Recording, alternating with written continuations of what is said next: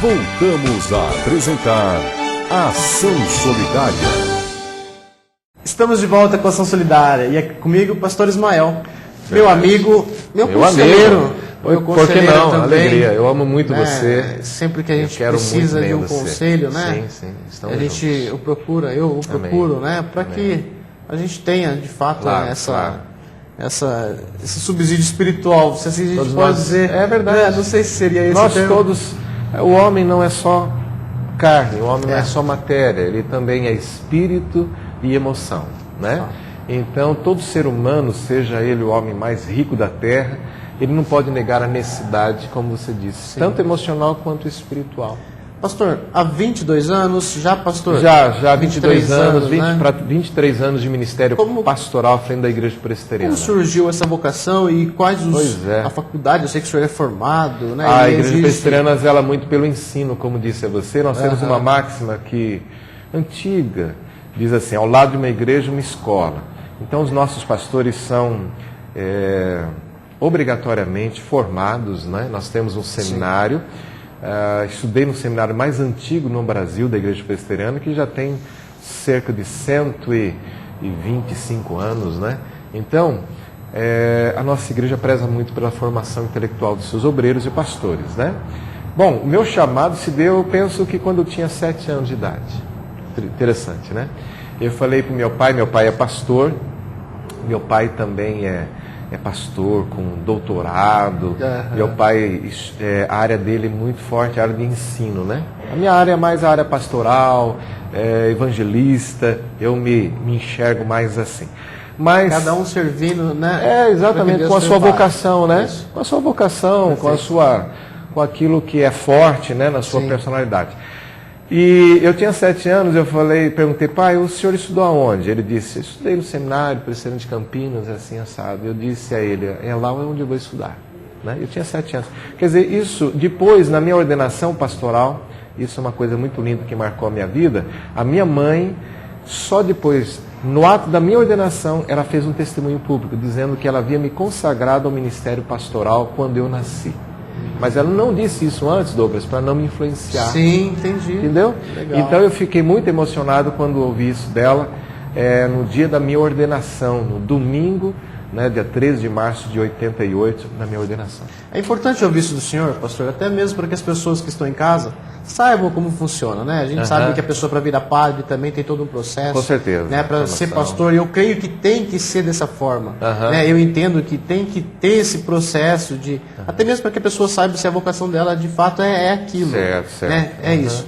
E hoje o senhor também, né, como presidente do Conselho de Pastores. Conselho de Pastores. Atualmente nós estamos aí à frente. Sim. Né? A gente sabe que a Bíblia coloca, né, para a gente, a palavra de Deus, que quando estiver reunido uma ou mais pessoas em meu nome, né, 2 ali eu ou 3. estarei. Exatamente, a promessa. Mas eu acho que é importante essa formação, e volto a frisar, né, por mais que a pessoa esteja à frente, mas que ela tenha o preparo, esse preparo. É o ideal, Douglas. Eu não vou dizer que é imprescindível, né? Porque há muitos pastores, né, que se tornam pastores, são leigos.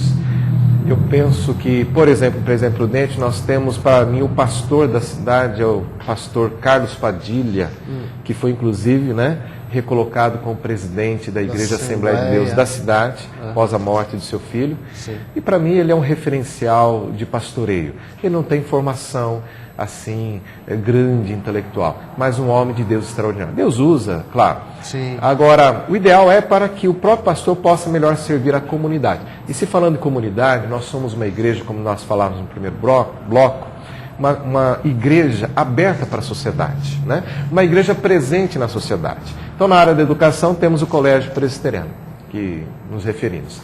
Na área social, ainda que modestamente, nós temos o projeto Semear. Inclusive você pode ver algumas fotos aí. Perfeito. Né? E que mostra a atuação da igreja nessa faixa etária dos 7 a 12 anos, levando essas crianças lá de Álvares Machado, Jardim Panorama, que é uma região carente, necessitada, né? Temos o reforço escolar, temos as lições bíblicas, né, que ensinam valores morais também, né, o entretenimento e o projeto social Semear, mantido exclusivamente por nossa igreja. Aliás, já tem previsão de um próximo. Assim, o projeto Semear é um projeto permanente. Esse funciona de segunda a sexta-feira, lá em nossa igreja, nossa congregação, no Jardim Panorama, em Álvares Machado. Sim. Esse é um projeto fixo que funciona de segunda a sexta, da 1 às 5 horas da tarde. É um bairro carente, né, a pastor? criança é formada nos valores morais, espirituais, tirada da rua, e assim ela pode ter um momento assim de edificação, de formação de seu caráter. É a formação dos valores cristãos, né, na vida de crianças. Por isso que eu toquei nesse assunto mesmo, pastor, até né, de repente de uma forma meio delicada, né, nessa questão da formação dos pastores. Absoluto.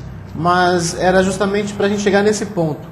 Porque eu entendo que hoje o poder público, e eu fazendo parte, né, na verdade, desse universo hoje, a gente não conseguiria manter sem as entidades, sem as igrejas, que fazem um trabalho fantástico, maravilhoso no município. É verdade. Né? Então, é muito importante que a gente se atente a, de repente, ditas religiões, né, que não são sólidas e que, de repente, servem apenas como papagaios. Falam bonito, mas sem ação nenhuma.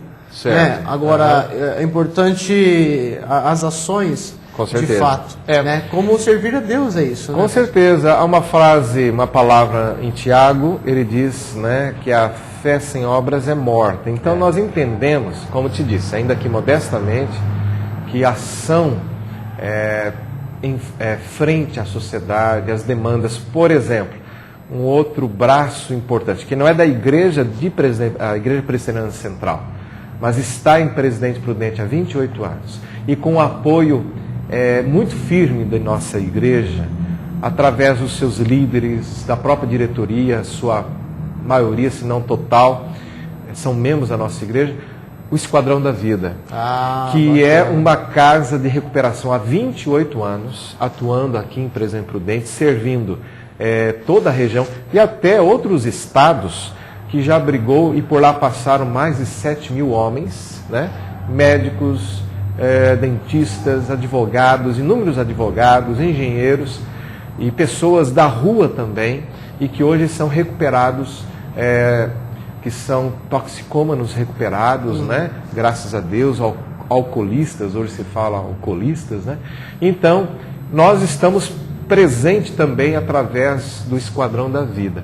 Repito, não é da nossa igreja, é uma entidade a qual vocês apoiam. Que apoiamos muito fortemente através dos seus diretores, são membros da nossa igreja. Mas foi bom o senhor ter colocado a questão do Esquadrão da Vida. A gente vai para um rápido intervalo e na volta a gente fala um pouco mais sobre ele e sobre esse trabalho espiritual, que eu acho que é importantíssimo nesse processo.